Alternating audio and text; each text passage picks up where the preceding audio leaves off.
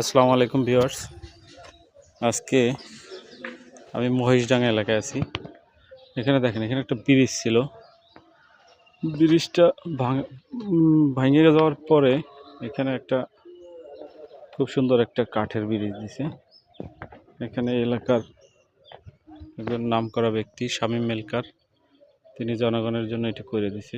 এখানে খুব সুন্দর একটা নদী ছিল এখানে।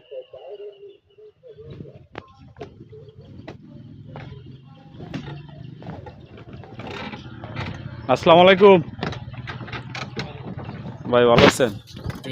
আপনার জনগণের লাগিয়া ব্রিজটা করে দিচ্ছে শামীম মেলকার না? এই মাদ্রাসাটা তো হে করছে।